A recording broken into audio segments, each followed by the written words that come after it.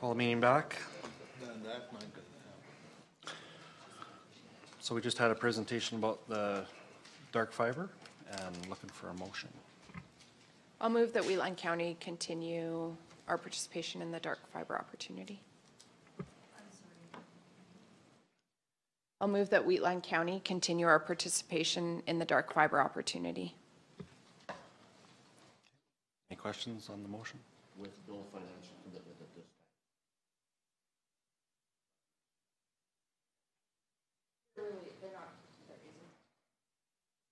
There isn't the financials around it yet, so Do you want to add that specifically to your motion though? I don't know that we need to, because they weren't asking for any financial commitment at this point, they were asking for a serious commitment of interest. They don't want people there that are going to impact the numbers that then aren't going to continue. I think the only reason I said that is because the whole presentation was in camera, so for the public to say, well, what are you doing? And you're participating in something that we don't know anything about. So if you put that note with no financial commitment at this time, that comes at a later time where they may be able to have some input or find out exactly what it is that, because most of that, there was a couple of pieces of that that was confidential, but the rest of it, as far as I was concerned, was public information. That's, so. That's a great point. I'll amend my motion. With Ben's wording? Yeah. Clear? All in favor of that motion? Carried.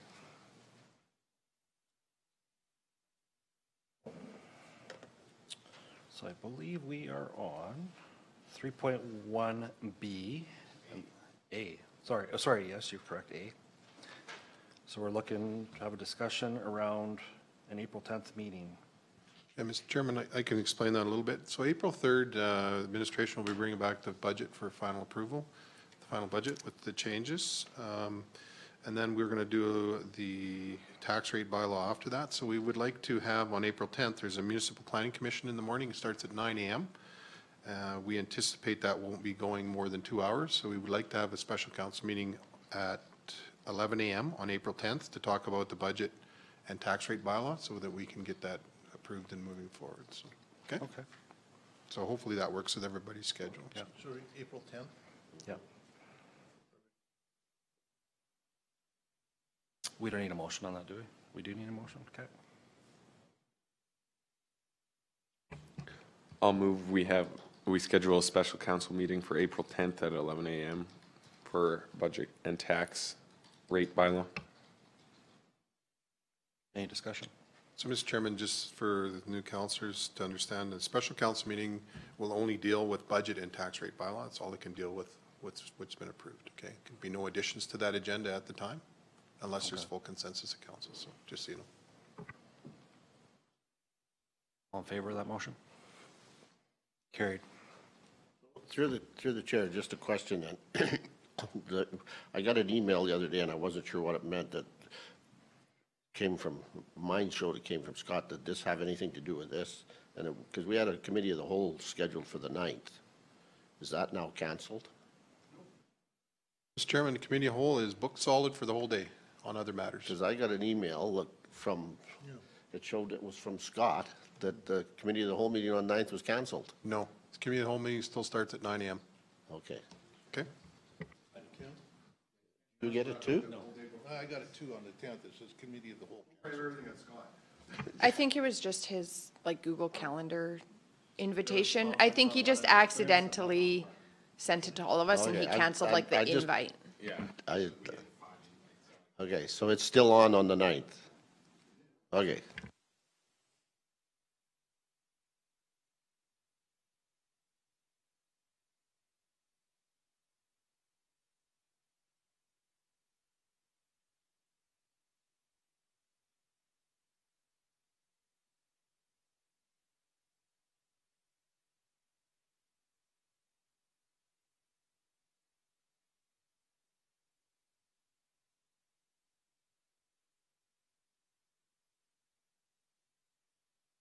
So, Mr. Chairman, as of April 1st, then there would be no reimbursement for alternate attendance unless council so chooses to extend that. That's why we brought that back. Council had directed us to do that, as you Yes. recall. Okay. Any discussion on that? Everybody's okay? Accepted as information, some motion. Jason makes the motion. All in favor? Carried.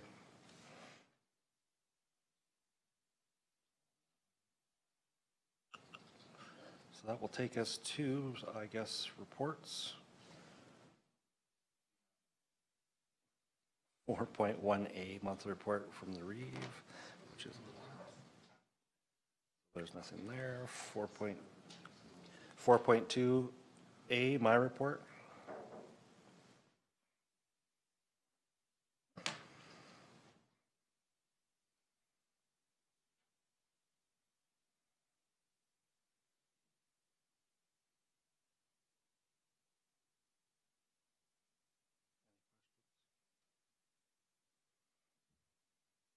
Motion to accept. 4.2A. I don't believe there's one for, sorry.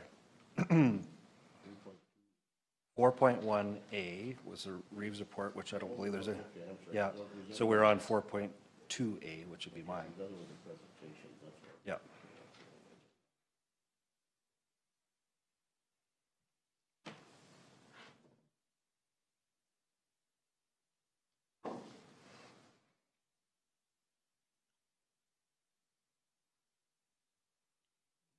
Yes, please. Motion to accept. I motion to accept Scott's, the Reeves, Deputy Reeves, sorry, report for February 2018. Any questions? All in favor? Carried. We'll move to 4.3A1, Division 1 Council Report, monthly report. Go last. Oh, my apologies. We'll move to 4.3B, Division 2 Council Report, the monthly report and the SWOT report. I'll move acceptance of my report as presented unless anybody has any questions.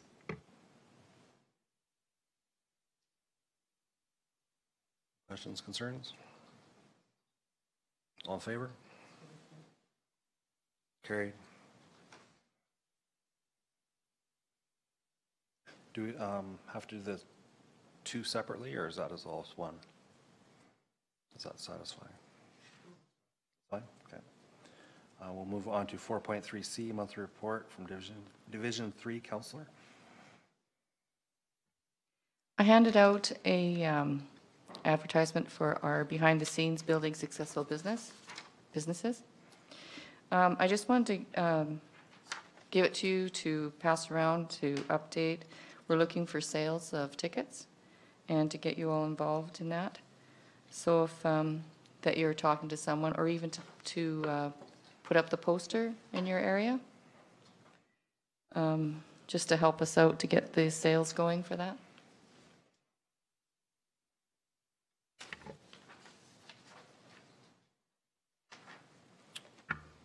And if there's no more questions, I move that you accept my report for February 2018. Any questions?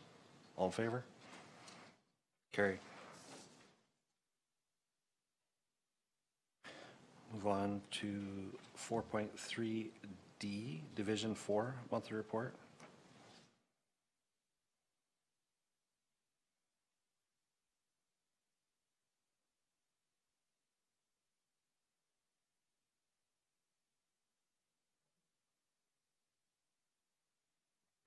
I move that you accept my monthly report.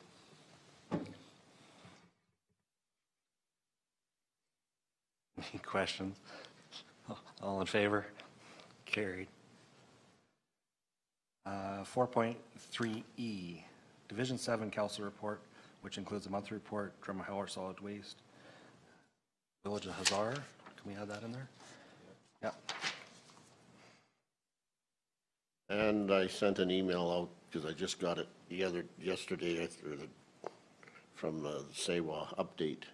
So you should all have it on your iPhone or whatever, however you get them. But one comment on the Hazar viability, the team leaders, and Alan, you can correct me if I'm wrong, they asked if we were, if our council was interested in them doing a presentation to council, was that still on the board? They didn't say anything about it yesterday.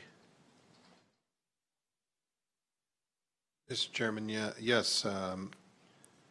In the past, we did have them come in and speak to council, and certainly with the new council, we could get them to speak if council so chooses. I can try to make arrangements with them. It's pretty far in the process, but I think much- it's still open. Yeah, because there's, what you see on here is basically all we can say about it. But if they come in, then they would give you more information if you wanted it for. But if you're satisfied with this, that's fine. It's nothing. They just asked if you, as a council, would be interested in them doing a presentation. And up to you guys. My understanding with the process, there's really limited to what we have ability to say really anything about it, correct? Well, they would probably go in camera Okay. and talk to you about, so that you know what the process is. But, yeah, you can't talk about it outside of, we can't talk about it. It's supposed to be open and accountable, and we can't talk about it. Yeah, it's a province, so. But if there's no,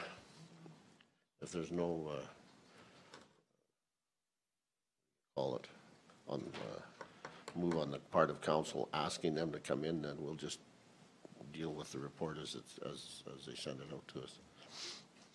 It's council's thoughts.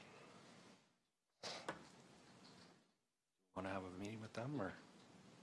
Ben, what's the timeline for the next, like, what's the next step? Well, and right what's now, the we're not timeline? sure if we're having any other meetings other than the odd phone conference, because they cleaned it all up yesterday. We added some notes. There was some, cleaned up some of it so it was clearer, and it's basically what they've got now is going to the deputy minister, and they'll start making decisions from that point.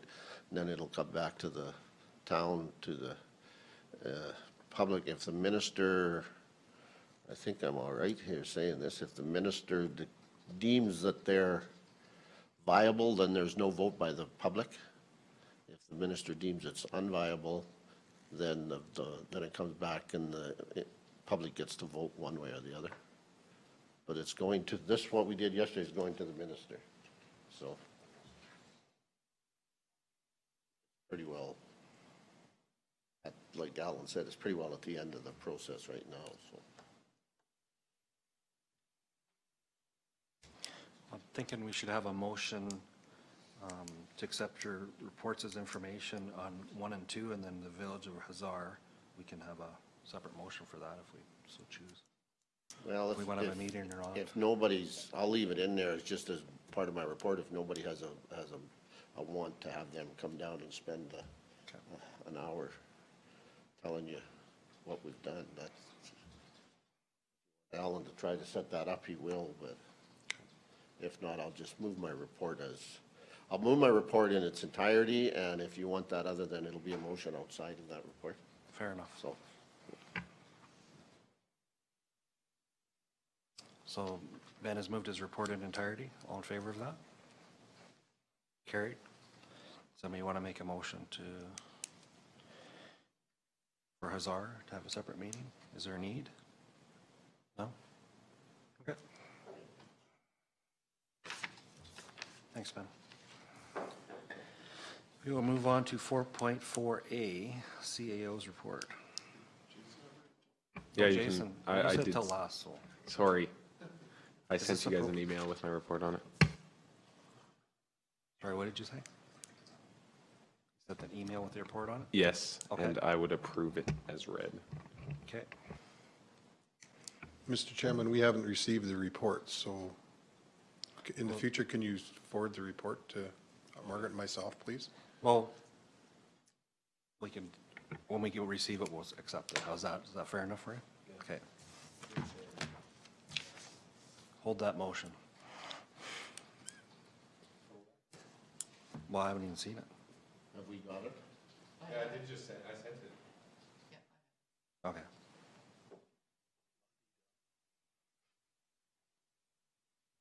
I'd have a, in fairness, we'll give everybody a chance to review it, and we'll bring your motion back at maybe after lunch or something like that. Is that appropriate?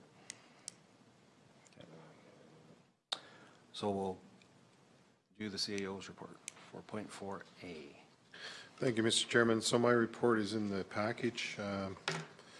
Just wanted to mention a couple things. February 15th, the Federal Supercluster Initiative for high-protein crops. Very enlightening presentation and information at that, but from a number of different speakers.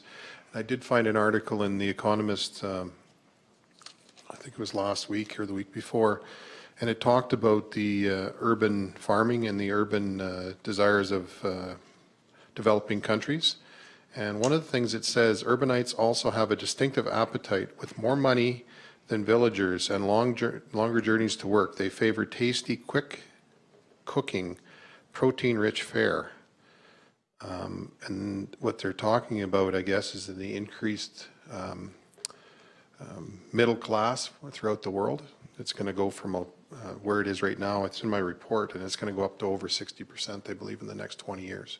So in a lot of these third world countries, in order to get the protein that these people want, they're going to get it out of plant protein. So they believe there's a pretty big market for this. So the province of Alberta, in partnership with a number of other parties, and it's in my report as well, received some grant funding to look at high protein things such as hemp hearts, those types of products. A lot of the, potentially algae too, yeah, you're right. A lot of these countries don't want to consume meats. They want to consume protein from other sources, not from meat. So there's some pretty good potential there. And as most people know, the city of Lethbridge is quickly working on becoming milling and a grains type region for development of ag.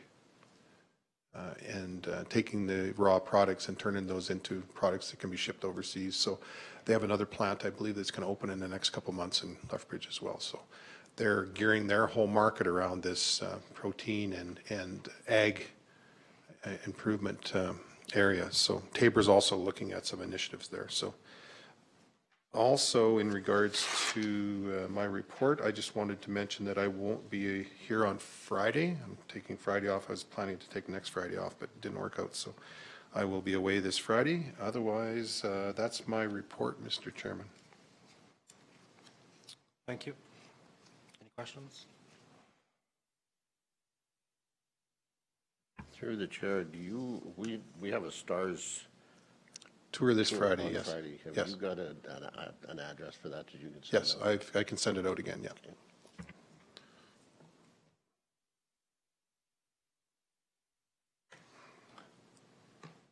Accept his report as read.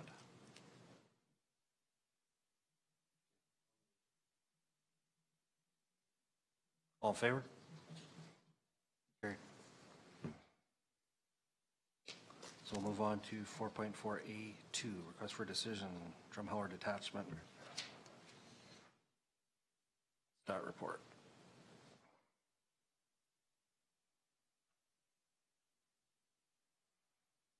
Just to look through it.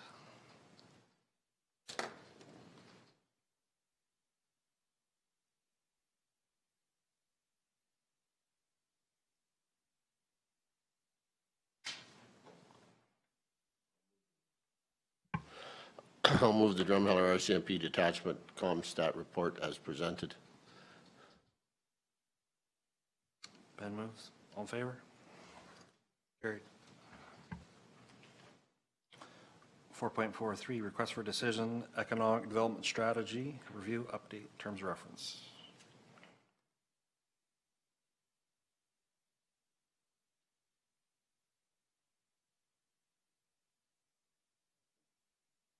I had some questions on that.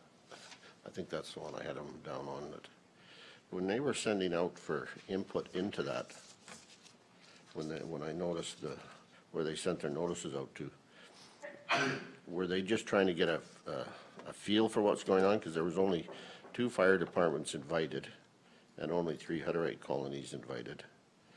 They invited the feedlots, but they didn't invite the seed producers. Was there, So, Mr. Chairman, the terms of reference is to review and update the strategy, so we can certainly make sure that that's included in the next round of it, for sure. I think those invitations were back from like 2015. So all the Economic Development Board was doing was like looking at the process for updating the economic development strategy and moving forward with that plan. Just going through this and just reading it, the big thing that seems to be missing is the town of Strathmore. Like, I'm not sure how we address it, but it seems to be pointless to try to do a big donut and leave the middle out of it.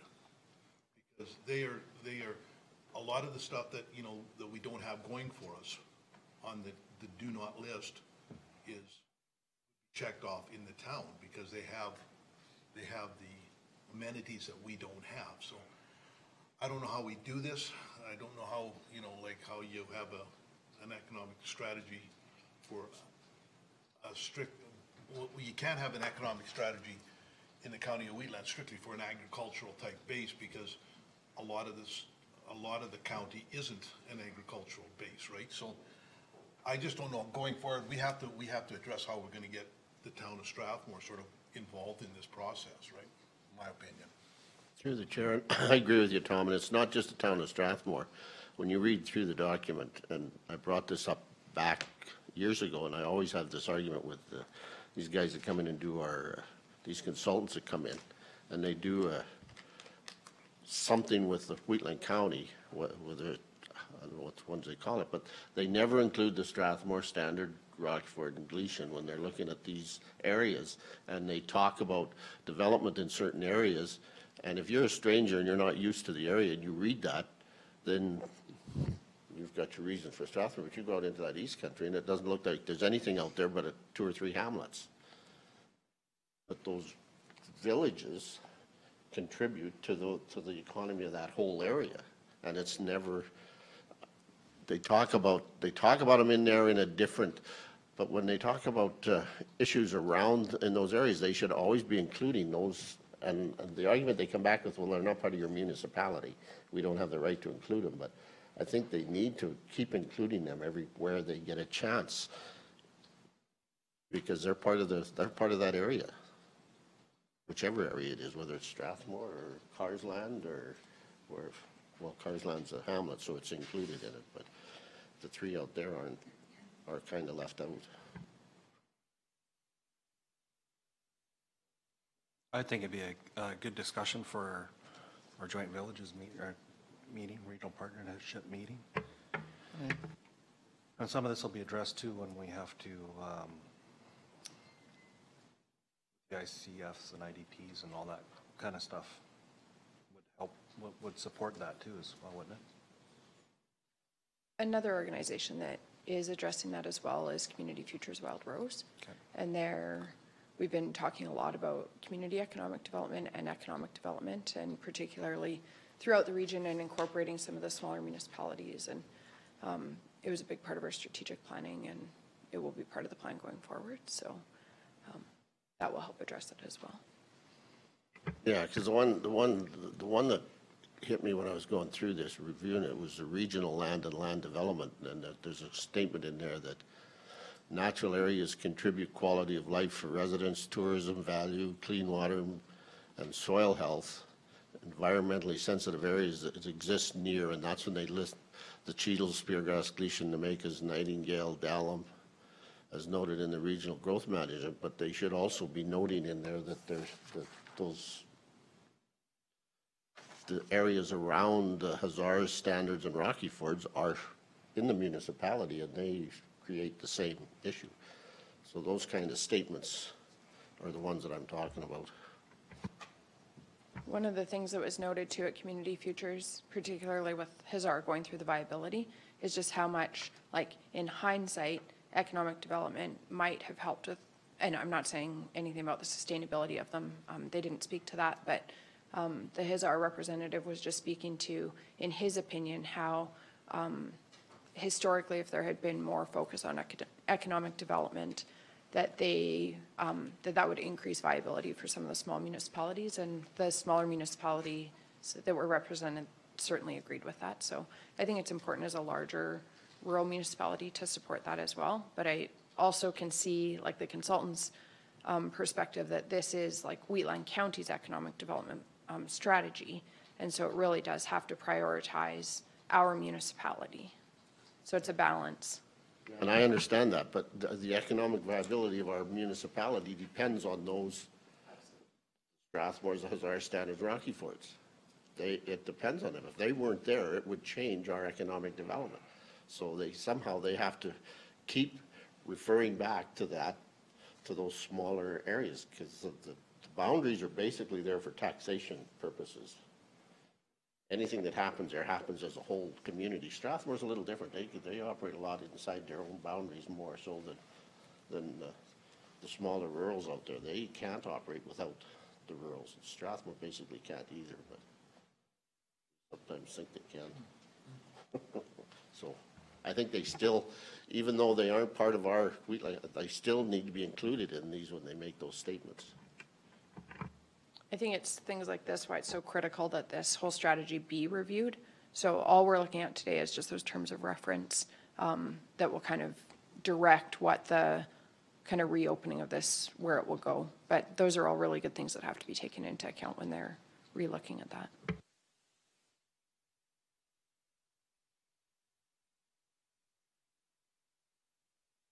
Any more discussion? No?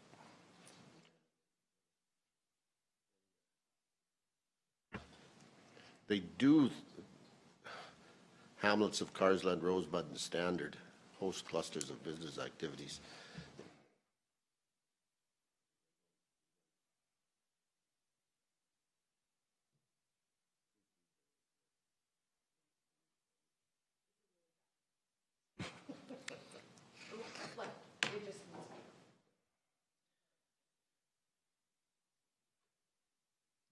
Looking for a motion to accept the Economic Development Strategy Review Update, terms of reference. Make that motion. I move that council approves the economic development strategy terms of reference attached to this request for decision of renew, update the existing document, and further instructs administration to engage services to have the review, update undertaken and results presented to the Economic Development Board for consideration for recommendations back to the Wheatland County Council. Discussion. All in favor of Donna's motion? Carried. We'll move on to 4.4A4, request for decision, Community Aggregate Payment Levy Bylaw 2018-05.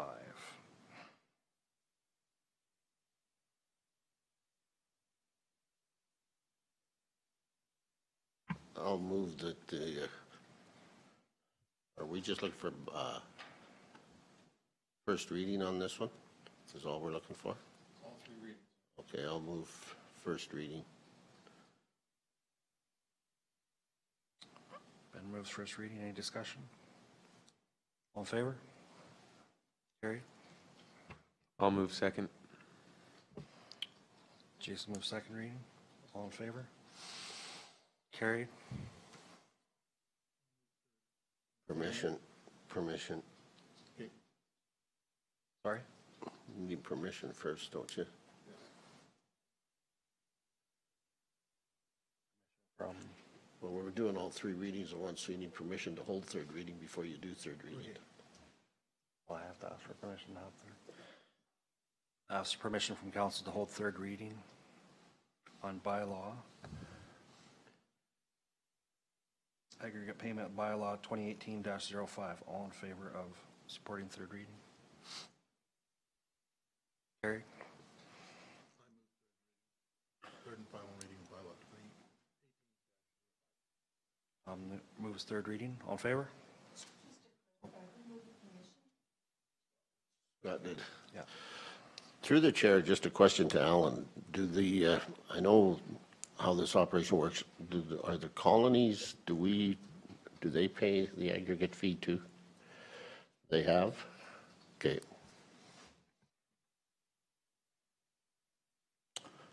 So moving on to 4.4A5, request for decision, public participation survey 3.20 and its revision.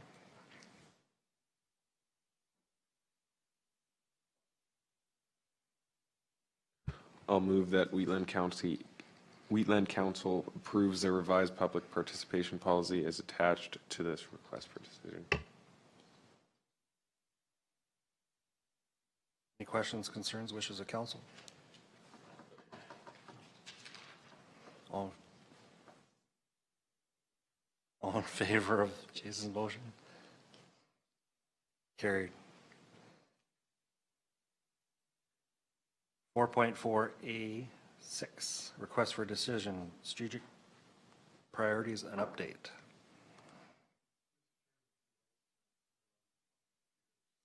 Okay. Sure. Yeah, we can do that. We can hold off there and move on to the 11 o'clock presentation for the Wheatland and Area Hospice Society, which is agenda item 3.2B.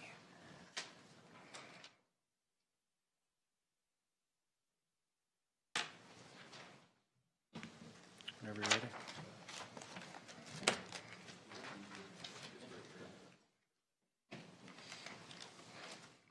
Please come up, state your name, and use the microphone. The little red light will come on when you press the button on the bottom. Thank you. Dr. Joni McNeely.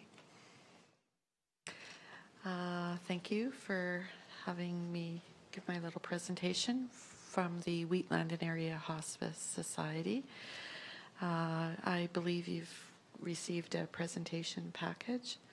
In it is our mission and our vision, and our goals basically are to provide services and programs for people that are dying, as well as support for family members, and to provide hospice and palliative beds in the Wheatland area. So just to go over a few of the definitions which are in your package. Palliative care is a specialty, just like orthopedics or ophthalmology, and it's caring for people in the last months of dying, typically last 3 to 6 months of dying.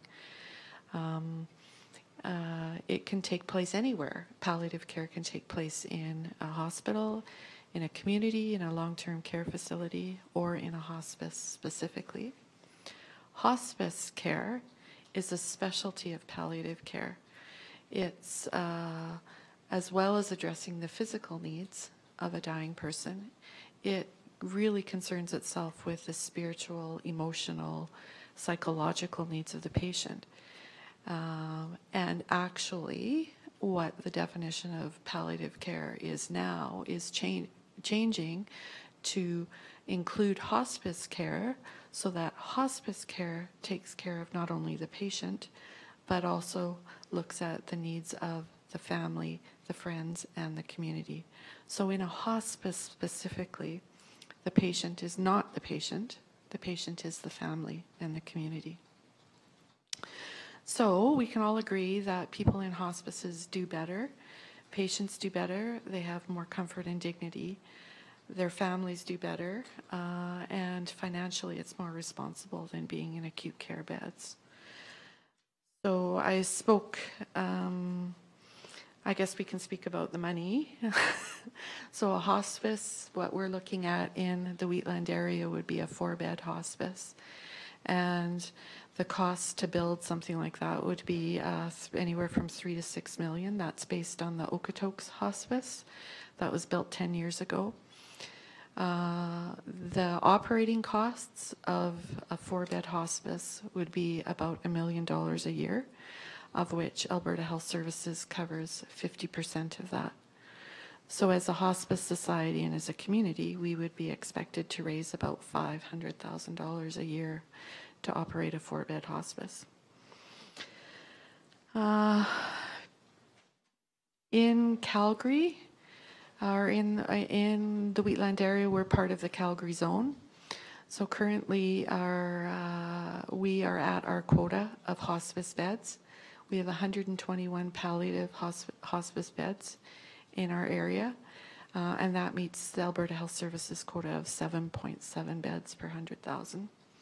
The problem is that those beds are all concentrated in the Calgary area, so the distribution of urban to rural beds is inadequately distributed, and people in the rural areas aren't accessing those hospice beds because they prefer to stay in their community.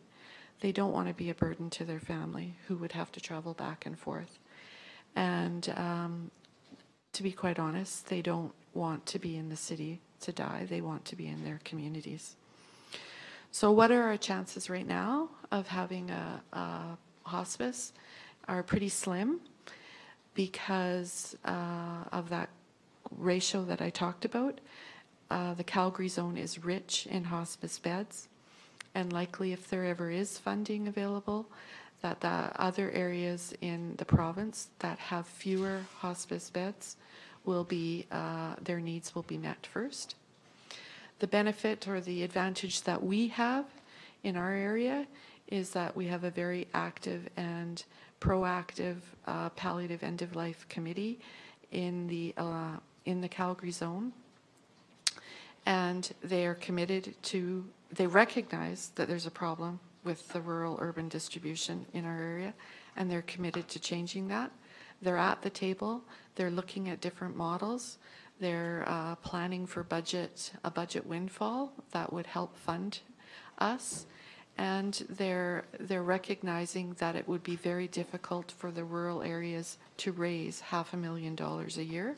So they're looking at alternate funding for the rural hospices. The good news is that they recognize the rural hospice societies as being a valuable partner, that while they may be able to provide the licensing and the permission to run a hospice, that our rural hospices have something just as valuable, which is that local knowledge that's required to run hospice and palliative care in our communities. And when I speak about that local knowledge, it's the volunteers and the ability to coordinate the rural services so that it's a smoothly integrated system rather than just having a isolated hospice that's not coordinated with the resources that we have. So if we look at palliative care as a public health movement, just like smoking in pregnancy or recognizing the advantages of car seats for infants, it will take a long time to change behaviors and values and have people really buying into the idea of moving death out of the hospitals and into our communities. But the belief is that over 80% of the people, when you ask them, they do want to spend as much time in their homes and in their communities. So the support within the communities and Alberta Health Services for hospices is quite high at the moment. It will take a lot of time to, like I said, create budgets, get that infrastructure going, and to partner with other groups in our communities, but we're very hopeful. So one of the things that we need to do is increase awareness about hospice and palliative care, and we're hoping that Council will proclaim National Palliative Care Week in May, as May 5th to 12th. That week is Palliative Care Week throughout Canada, and in the Wheatland area, we are bookending our first annual Hike for Hospice in around Kinsman Park. And on the following weekend, partnering with the Cheetah Lions, steering towards Hospice Fundraiser, which is our major fundraiser. And in a few weeks following that, we've been chosen as one of the 6 communities in Alberta to host Palliative Care, Alberta Hospice Palliative Care Association Roadshow. This year, the topic is on spirituality and death rituals. So there's a number of things that will be happening in the month of May and early June, and we're hoping that you will proclaim National Palliative Care Week. Any questions? Thank you. Any questions, council? I know the society well. I just, if you could enlighten the rest of the council, how many fundraisers do you guys do as a society a year? So we have 3 different ways of raising funds. The most dear to our heart, of course, is the In Memoriam, where people are donating funds in lieu of other gifts for their loved ones that have passed away. We have third-party fundraisers, which range from big to small. The Clooney Lions has hosted their first annual Bullarama, and other smaller groups have provided funds with anything from garage sales to craft sales. And then finally, our biggest fundraiser of the year is the Cheetah Lions Steering Towards Hospice. Typically, we raise between $150,000 to $200,000 per year, which is a significant amount. So we have our In Memoriam fundraisers, we have our third-party fundraisers, and finally, we're hoping to start a 2-year capital project campaign where we're looking for those deep pockets within the county. Just for my information, has a hospice ever gone private, like instead of waiting for the government to hand over the money, like? I know in this area we have the advantage that we're a relatively wealthy area, and I'm just wondering, has that been done or been experimented with anywhere? We are looking at that model. It's never been done before in Alberta. There are private hospices in Ontario. The biggest problem is that there needs to be accreditation and licensing, and that comes through Alberta Health Services. So currently, they've never worked with that model. So not only would we have to get all our ducks in a row, it's a huge, huge mountain for Alberta Health Services to get over. But we would love it. Fast. Yeah. Ken has something to say as well. I was expecting a comment from that corner. Thank you for that. It's good to be back here in the room, folks. It was a pleasure when I was there, and I never get much of an opportunity to pass on my appreciation for the work that you guys do for the county and for the area. Thank you for that. And I guess a little bit of a corner on what I would like to ask is that if down the road we haven't worked on this hasn't been worked on yet, but down the road, if need be that we have to get contact with the ministers and the provincial government, that if we could get the county to facilitate that with us at the spring or fall convention, and that would be, I think, a good avenue to take if that model is thought or considered to use, and we need to contact those people. And I guess the question I would probably ask would probably be to Ellen is, how long does it take ahead of time to work something like that into the fall or spring convention? Like, how much of a lead time? And it'd probably be beneficial to set up a committee of some of the councillors and some of the people that are working on the Hospice Society to facilitate that and get all the information and ducks in a row to go there. Yeah, so through the chair, for this fall, I believe it's mid-September, if you want to have a motion to the fall convention. So it goes to the October 12th meeting, I believe it is, somewhere around there, zone meeting, as you know, and then it'll go to if you want a motion taken to the fall convention. The spring convention is like a week and a half away, so yeah, you kind of run out of time on that one, unfortunately, for this year. But is that the question you were? That's right. So you need a couple months of lead time at least, and probably work on it ahead of time on that to make sure we had all the information from both sides. Okay, thank you.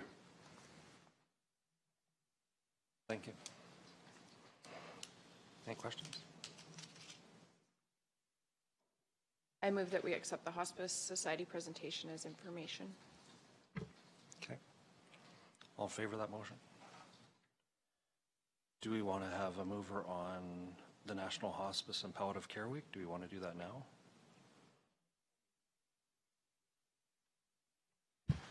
I move that Wheatland County recognize National Hospice Palliative Care Week 2018, May 6th to 12th, 2018. Questions? All in favor? Carried. Thank you very much. Thank you. Sorry, I should have introduced Ken as he's on our Intergovernmental Affairs Committee.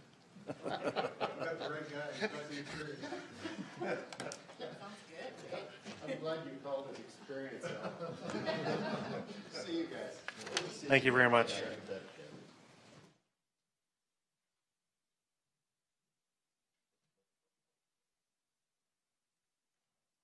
And with that, we can go back to 4.46, request for decision and strategic priorities update.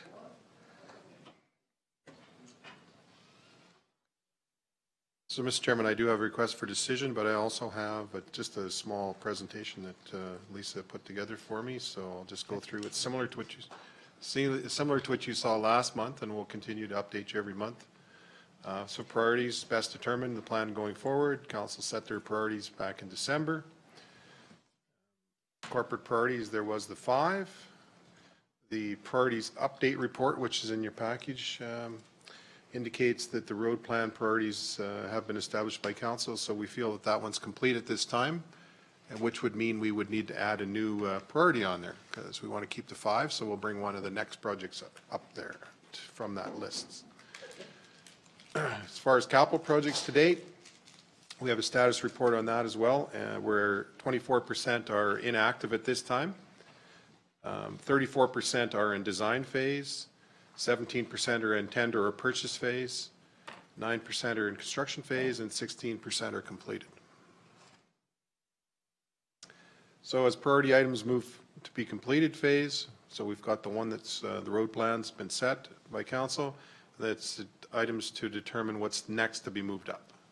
So council identified a number of other next projects, and I'll just kind of go through them in no particular order.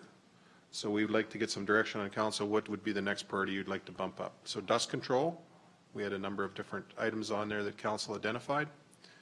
Agriculture, utility rates, regional service plan,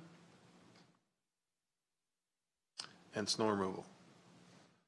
So in the request for decision, Mr. Chairman, I've got the council accepts as information the monthly update on strategic priorities as attached to this request for decision. Further, that council directs administration to move up one of these next projects. So we would just like to know which one you'd like to be moved up there, and then we can continue to report on that moving forward, Mr. Chairman.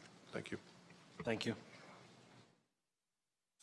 Any discussion on who would like to see what move forward?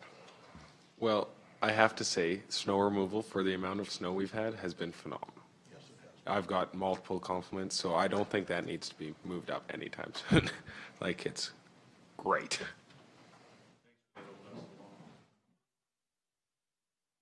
I second that. I've had really good comments from a lot of people. Even on the weekends, the work is great. And you can definitely tell where the counties change, especially going west.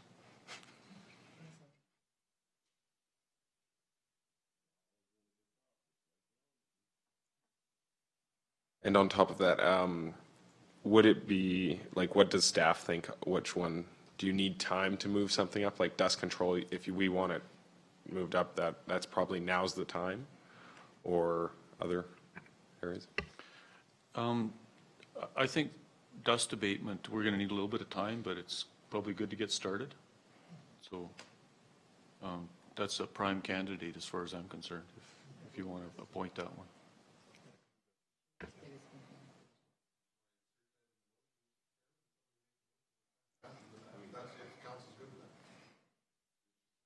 Any discussion? Dust for me is a big issue. It's perfect time.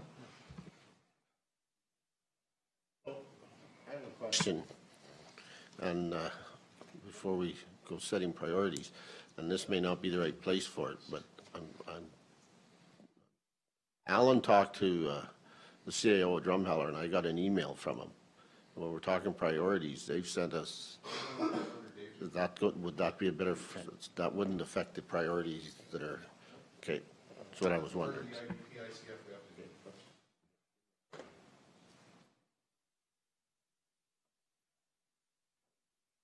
We're looking.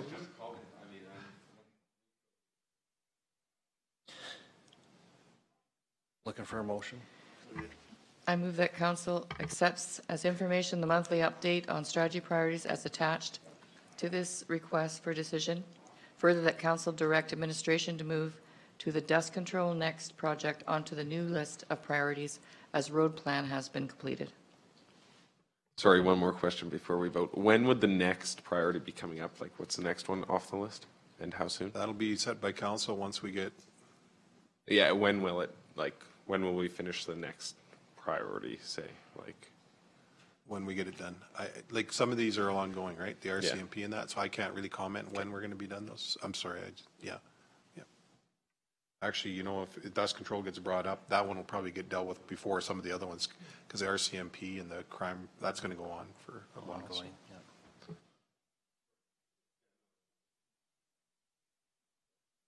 Any other discussion? All in favor of Donna's motion? Carried. Dust control. So we'll move on to 4.4B1, request for decision, corporate and financial services report.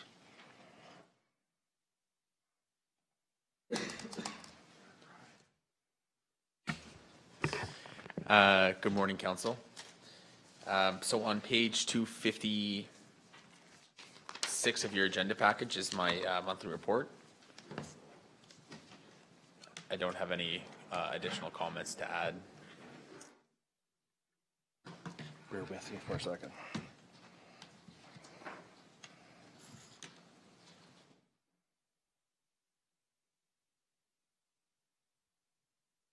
Any questions? Concerns? If there's no questions, I'll move the acceptance of the corporate and financial service report as information, and thank you for it. All in favor? Carried. Go on to 4.4B2, request for decision, reserve transaction summary. Thank you, Mr. Chairman. On page 258 of your agenda package is the beginning of the request for decision for the reserve transaction summary. So on page 260, it's a little bit of a bigger sheet. You'll have to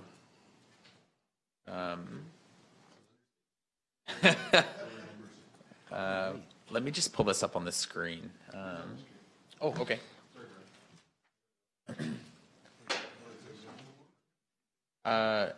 Yes, please, if you could.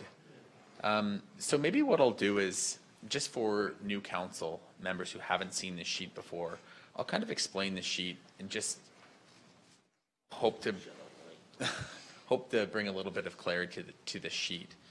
So what we have here on the very left-hand column is the name per financial statement. So those are all the reserves, all the restricted reserve that are currently set up with in the county.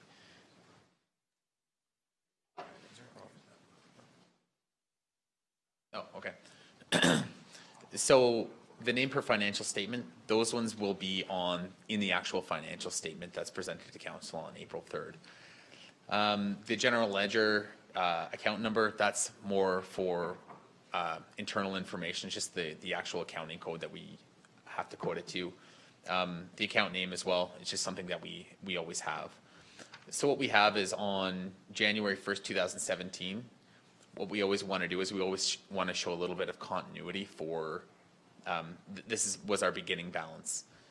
The second column is capital or operating reserve, so it's typically set up for either capital projects or operating projects. Here, if you just scroll down that sheet just a little bit, I have all the capital kind of set at the top, and then at the bottom, I have all the operating reserves. So it kind of just separates them just for, I guess, the reader's information. So if we go back, the opening balance is 58.9 million. It's just at the bottom of the totals column at the beginning, and you can find that balance on the audited financial statement as well. So if we just go back to the top of this sheet, in this column right here, interest on reserves, I believe it was last council meeting or a couple council meetings ago, I brought an RFD forward just explaining the interest on the reserves that we were going to book that interest. So that's something that council's already approved. With that, the same explanation behind it is that there's money set aside for specific reasons. We want to make sure that those funds are accumulating interest. These columns here, the transfers from reserves per budget. So there's kind of two columns here. Both columns are relatively the same thing. It's just something that I kind of put together in my head just to make sure that we account for all of them. All these transactions were in the budget, so we just want to make sure that the red column and the orange column, there's something that we just make sure that they're in. If you want to just scroll a little bit to the right, Alan. And anything that council approves throughout the year as well, we always make sure that we want to account for those as well. So in the orange, it's a council approved motion. So what we do is we always put the motion in beside it, just to make sure that there is nothing odd or unique that we miss, or we just want to make sure that we go through everything and make sure we catch everything. So all of those have been presented to council before. Alan, if you just want to continue scrolling to the right. And then if you just go back up to the top. So then there's other portions of it that that we do. So this other column, the transfers from reserve capital assets, it's funding the assets that we have. And a lot of those are in the budget as well. We just make sure that we account for all the transactions kind of throughout the year. This last column here, just before the green one, is just other entries that we do. So throughout the year, we collect capital levies and just things. I'm trying to think of the best way to put it. We collect funds from ratepayers or through other sources for specific reasons. So on a lot of these funds are collected for specific reasons. So the one for 32, that was collected for the utilities in the hamlet of Gleason. So those are capital levy fee that we collect for future use. So we want to make sure that we collect that and we put it aside for future use. There's other entries in here that we put. The capital continuity one, we put in money just so we can make sure that fund is adequately funded for future use. Yeah, and that's about it. The other one besides the utilities that we always put aside is a reserve for, it's a 10% reserve on Parks and Recreation for future, with the planning subdivision developments.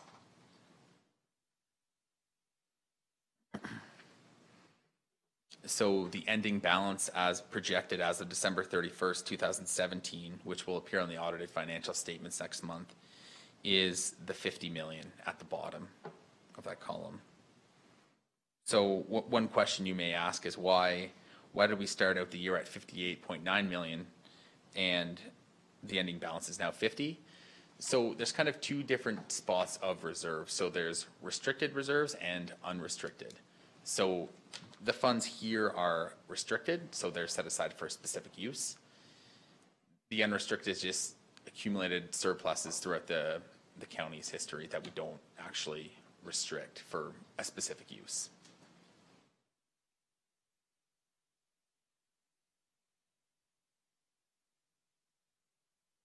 Okay, thank you. Any questions? What's the Brownfields Reserve? I believe the Brownfield Reserve is set aside for future environmental liability to clean up those sites.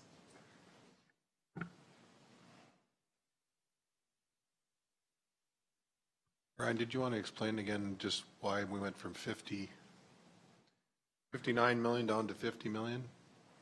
Why the 9 million's missing? I don't know if you were clear on that, just not for me anyway, so. Certainly. So there's a couple different reasons. So one was that WRC project. So council made a resolution to unrestrict $5 million from the unpaid road reserve. So that was a specific amount that council said, okay, we need to unrestrict this amount to make sure that this project can continue moving forward. So that 5 million, it's not lost. It's something that we'll receive back after the project's complete. And there's just other reasons. So the county incurred a couple extraordinary expenses this past year. One was the $3 million contribution to the Strathmore Fieldhouse. So there's 8 million right there. So there's the significant drop. So realistically, that $3 million that wasn't necessarily in this reserve, but or any restricted reserve, but those funds that were allocated to that project, we could have used for capital projects here. Just to follow up on what Brian said is, so the $5 million was an advancement so that they could continue the project. They make application. The Village of Rockford is the proponent that's the main lead on that project for the Wheatland Regional Corp. So rather than borrow the money, we finance the interim funds. When the grants are received, the money will come back to the county. Okay, there's no interest being charged to that account because we're a main stakeholder in that. So the $5 million will come back probably in 2019. A big portion, if not all of it, will come back. So hopefully that makes sense to council. So. Another line item, if you really want to gauge the financial stability or the financial position of the county, a line to review on the audited financial statement is something called the statement of net worth. So it's the net assets that the county currently has. That's on every unaudited statement that I bring. Perhaps next time I could maybe provide a little bit more clarity on that as well.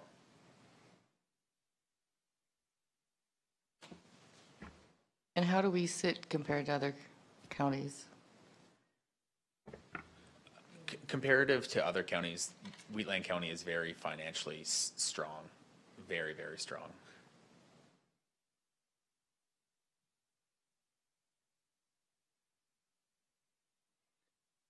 Thanks. Any other questions?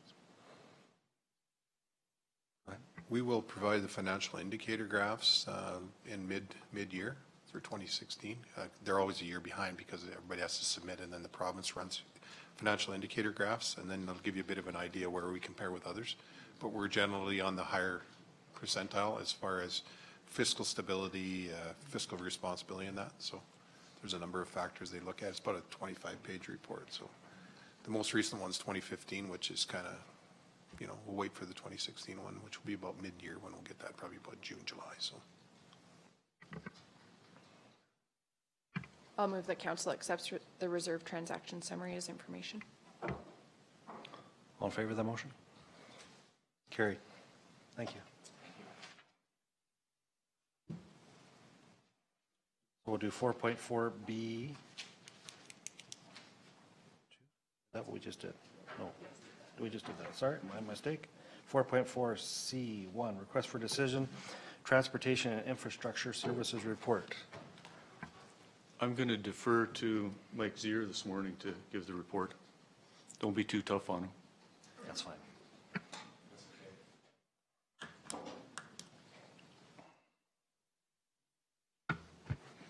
Okay, good morning, everyone. Good morning.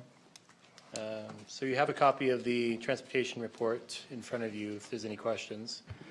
Just a couple items to highlight over the last month here. Obviously, we had a major snowstorm over the weekend here, obviously, and you're right. We had all of our crews out. They did a fantastic job. We got as we always do, a couple issues, but for the most part, we had nothing but glowing reviews from what I see, so. No comparatives, but yeah. But yeah, we had every piece of equipment we had dispatched that we could, and I think we kept up pretty well to it, so.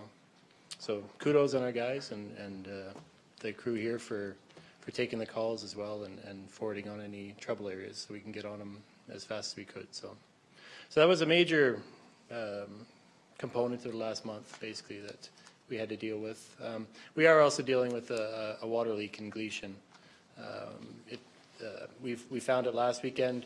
We had it fixed, and it actually came up at another location here a couple days ago. So this is typically the time of year that we get these water main breaks. We have the frost driving down.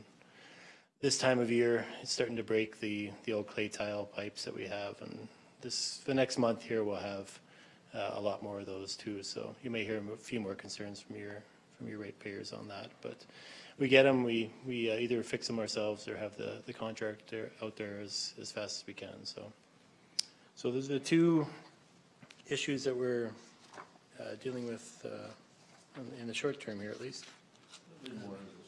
Oh, there's gonna be lots more.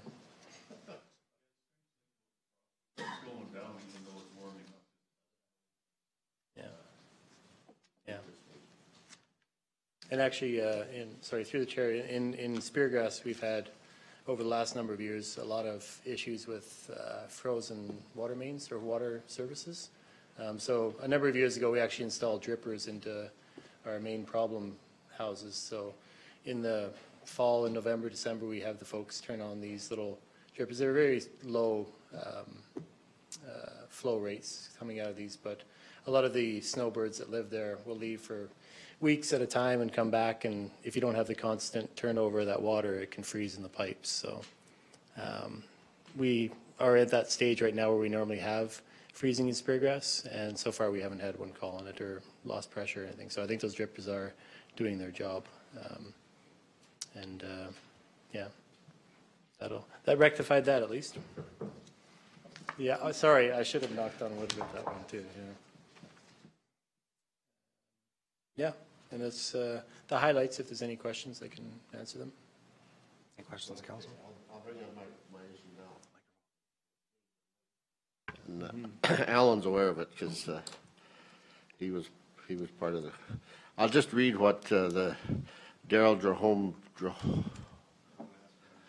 the CAO from Drumheller. Anyways, he's the new CAO, and he's actually communicating with us, which is more than the last one used to do. Anyways, he was speaking with Alan Parkin last week, and he suggested that he talked to me about the last bridge on 10X as you enter Wheatland County called Bridge 11. That's the bridge that belongs to the town of Drumheller, as do 9 and 10, which go through Wayne. We had an inspection done on 2016, and it identified there isn't much life left in the structure, and replacement was recommended within the next few years. They applied to Alberta Transportation funding the last 2 years to help pay for the replacement, estimate 1.3 mil. They were unsuccessful in 2016-17 and are waiting to hear about this year's application. The reason for the background is that if we are again unsuccessful, we will be updating the inspection report to determine if we will need to close the bridge until we have enough money to replace. As part of this, we are wondering how much of an impact this might be to residents of Wheatland County, and would we be willing to lend support either financially or through lobbying efforts to the ATB, Alberta Transportation, to keep the bridge open. And I responded back to him that yes, it would affect 10 to 14 local residents right in that area, and they would be forced to go back to Dallam if they were going to Drumheller. It would also goes into their shopping area, and the buses use that area. And I said that we need to sit with transportation and council to come up with a solution. And I've talked to Alan since, and I think we need to, if council's willing to look at it, as some background, there's about 12 residents that use that road quite regularly to get down into Wayne. There's also residents that out as far as Duck Lake and down in Hazar that when they're coming out of Drumheller, they go through Wayne and they stop for a Coke or a Pepsi on their way home. And yeah, there's a grocery store there. So they stop for a drink, and that allows them to get home without having to go all the way back to Rosedale and back around on the highway. So it affects in total probably 30 or 40 residents out in that area. So, and my concern is if they shut it down temporarily until they have funds, it'll be shut down permanently. And I don't really know if they need a bridge there as much as they could even use probably 2 good-sized culverts in there rather than a bridge. But if council's willing, I would put a motion on the floor that the staff look at continuing communication with the town of Drumheller to look at that bridge and see if there's some way that we could cooperate with them under an ICF or something along that line to keep that bridge in place. Our boundary of going down on that hill is about 300 yards up the hill. And we do maintain that portion of the hill for Drum and bill them for it. And we also do that on what they call the Raymond Hill, which is 2 miles or a mile east of the 56. And we maintain about 3/4 of a mile on that hill for the town of Drumheller under agreement. And we bill them for gravel and grader hours on there. So I think there's a way we can work with them on this one. They actually, because I'm surprised, they have land on this side of that river or that creek. And if they close that bridge, they're isolating themselves from that side of the two. So if council's okay with that, I'd put a motion on the floor for staff to work with Drumheller and see if we can come up with some kind of a proposal or a plan to, with them and Alberta Transportation.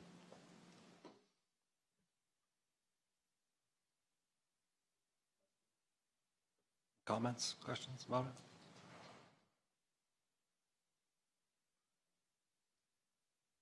So I think Ben's looking for a separate motion than the report, Yeah. Mr. Chairman. Just So we can deal with Ben's motion right now? So everybody understands any questions, concerns? Bruce, vote on Ben's motions in favor? Carried. For the report, I had a question too. Nightingale Hall, I've talked to Dave about this before, and talked to some people there. Because of the unique situation where the parking lot is, when we get these heavy snowfall events and there's a post office box right there, the snow from the plows gets plowed right into their parking lot. And I've talked to the residents, and sometimes it usually takes about 2 weeks for someone to get out there and plow it off. I'm just wondering if council would support maybe having our crews look at doing that, or recommend ask staff to look into it. If that's even feasible, I don't know.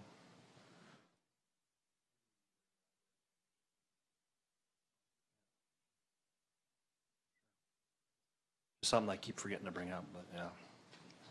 Mr. Chairman, we can bring it back to the April meeting. It may be kind of remiss for this for year. sure. We may be a little bit late. And I had asked. Let's let the staff take a look at it and see what they come up with maybe. And I'd asked if there was anybody that was paid to do it by the hall board, and they said no, it's just basically somebody in the area shows up with the tractor and does it, so. There isn't, we're not putting anybody out or anything like that, so. So we're looking to have accept this report as information. I'll move we accept the transportation infrastructure report. All in favor? Carried. So we'll move on to 4.4C2, request for decision road closure. Plan 998Q, Southwest 1023 to west of the Forest Meridian.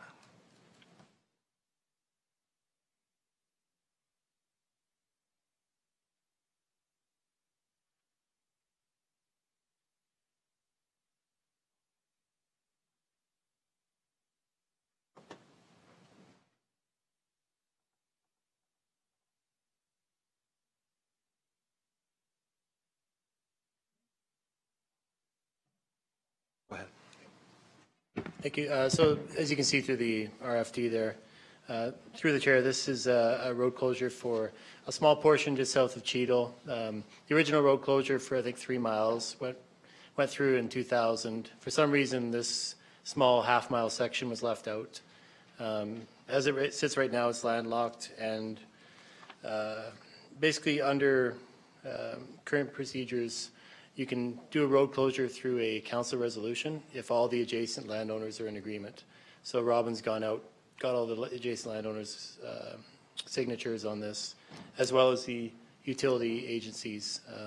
They have no concerns for easements or anything like that. So what's required now is a council resolution to finalize basically what was approved in 2000. We can go forward, get the survey done, have this land consolidated back into the adjacent quarters. Questions?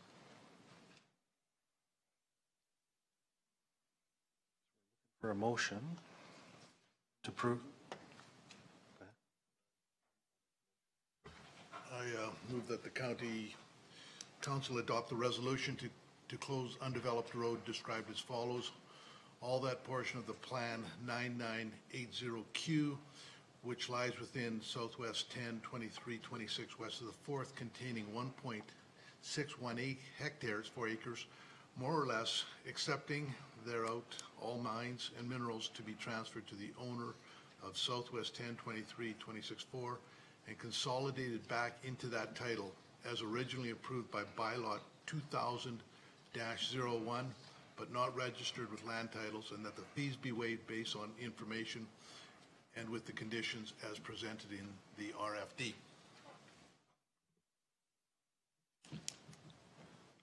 All in favor of Tom's motion? Carried. Mr. Chairman, I just wanted to ask if you can skip past the liquid strychnine. That's actually Angie's report, under Angie's report. We got a mistake there, and go to the municipal asset management program. Absolutely. Thank you. So move on to 4.4C4, request for decision, municipal asset management program funding.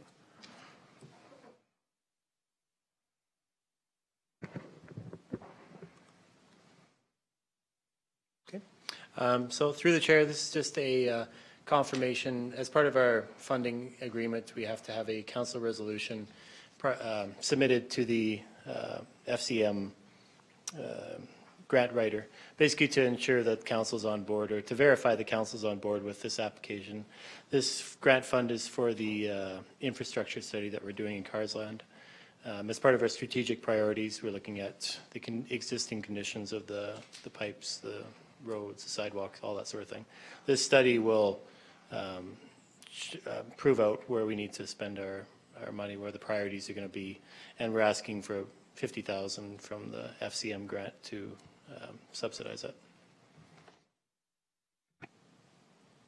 Any questions?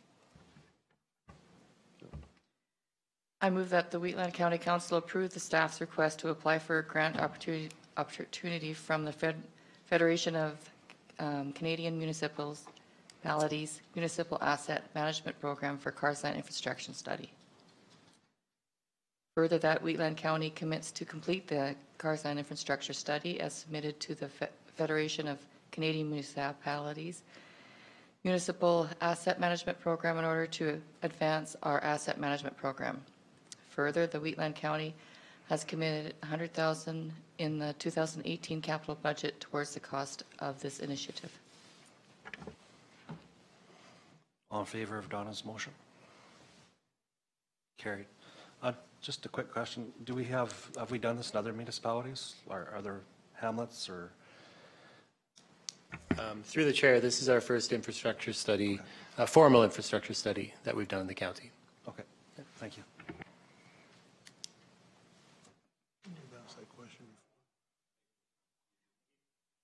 Thank you.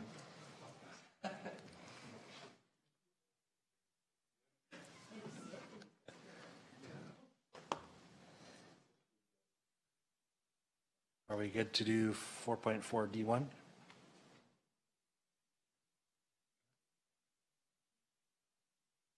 Or do you want to do those?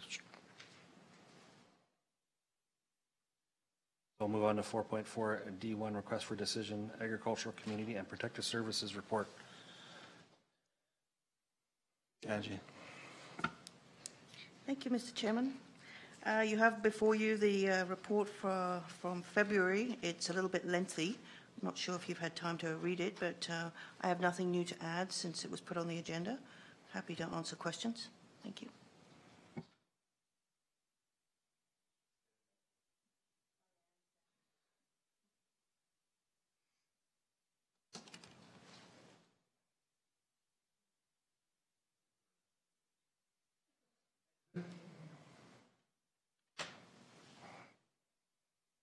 Any questions on the report? Do we need some time to review it?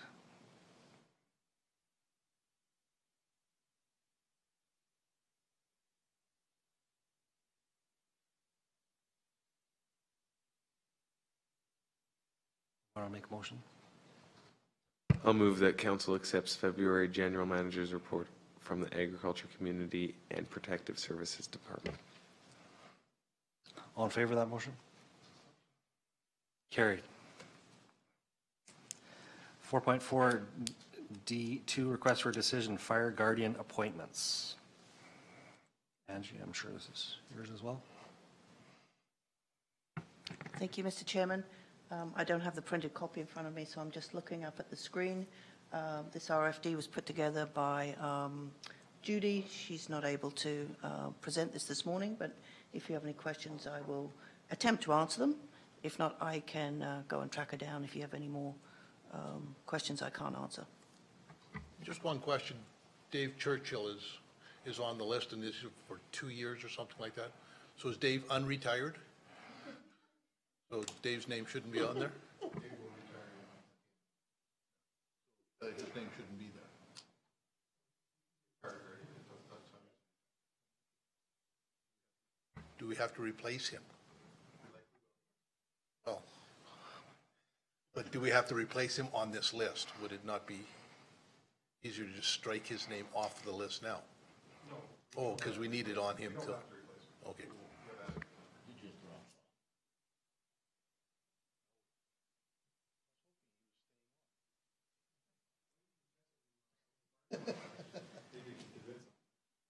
Go I ahead. just have a question. Does Rockyford typically have a fire guardian? I just noticed there weren't any. Rockyford has never put a fire guardian forward, so, ever. So.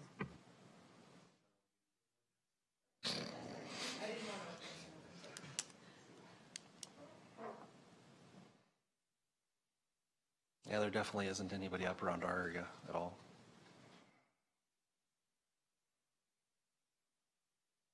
And I do know there was a big burn on Sunday, but. Motion to accept. All in favor? Carried.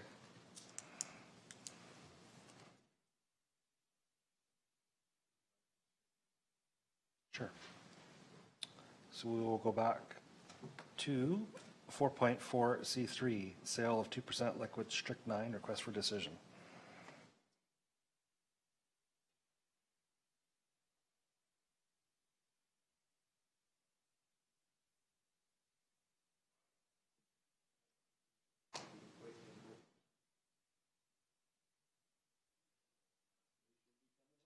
I saw one yesterday. Yeah. Had a big shovel on his shoulder though.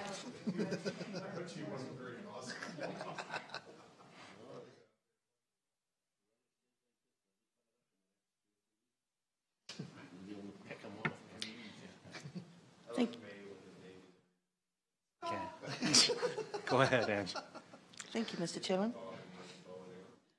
So this request is before you from Russ Montrath, and really it's just to approve the sale of the 2% liquid strychnine at the price of cost plus 10%, if council approves. Any questions? Motion?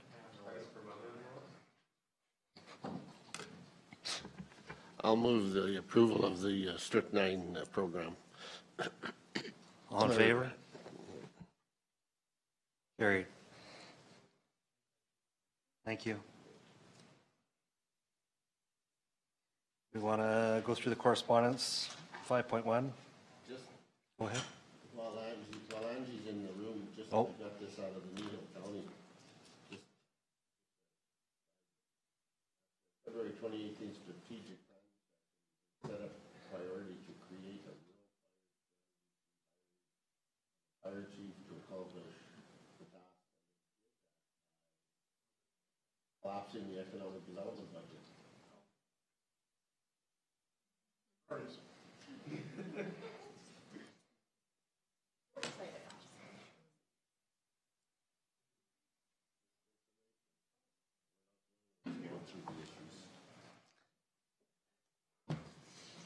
So on to 5.1. We have Alberta Municipal Affairs, Alberta Justice and Solicitor General. I just have a question about the Minister's Awards for Municipal Excellence. I wasn't sure if the Symbiotic project in Rosebud would qualify for the Innovation Award, or if because it's a pilot project, if it wouldn't qualify. I was really impressed out there yesterday with the innovation and the potential for that project. I thought it might be something we could consider. Is there any monetary gain to winning any of these? No. Shoot.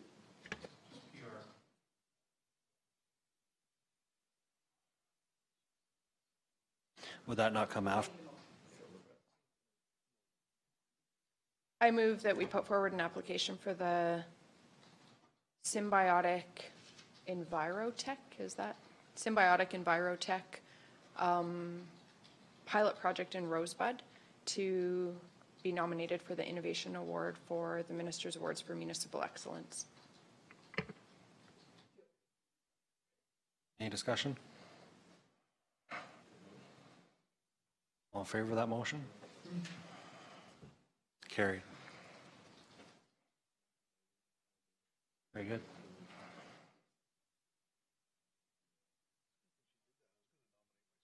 I don't want to compete. So we have the Alberta Justice and Solicitor General Electoral Boundaries Commission report, Municipal Affairs, grant application, emergency management preparedness, Alberta Transportation,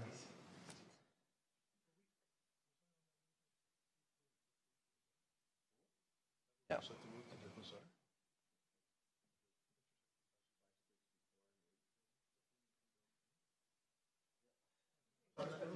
Yes. Sorry, I'm just skimming through. I've got a question about this one Derek Fildebrandt sent. And I would like to send him a letter and asking him to include this municipality when he's dealing with issues in this municipality. And I think it needs to be strongly worded. So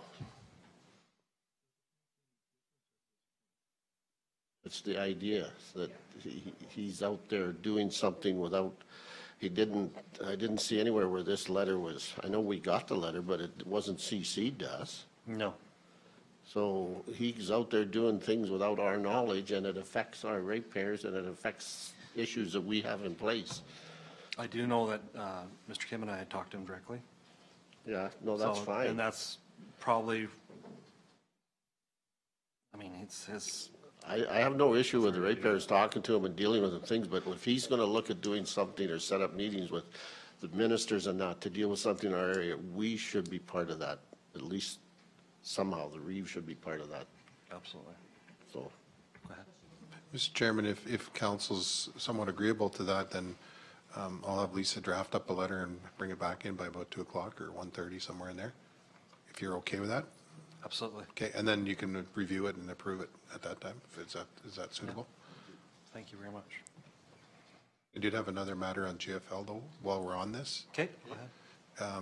So council had instructed me some time ago to seek out a consultant, independent consultant to do a review on the site. So I talked to both Brownlee LLP and MLT Aikens, both two law firms. Of course, they were eager to say, yeah, we can do that. And I said, no, I don't want a lawyer involved in this at this time. So I did get a confirmation from Joanne back and forth over the last month or so, yesterday at 2:09 with an individual. So I will be in touch with that individual and then bringing back a recommendation to April 3rd meeting, if everything works out with this individual, on who we may engage to do that independent review, if that's suitable, Mr. Chairman. Great. Information. Along with that, I think under that transportation one from the 564 and the 840, I think we send just a thank you letter to transportation for responding and doing something on that intersection. Mr. Chairman, we've already responded by email administratively, and if you wanted to talk to minister, I suppose you could, but administratively, I thank them because they did that action very quickly, so very appreciated.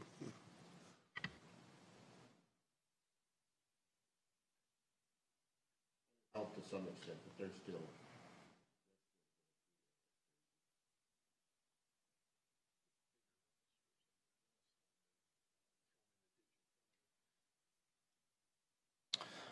Any other discussions? I'll move to accept the correspondence as information. All in favor? Carried. Break for lunch?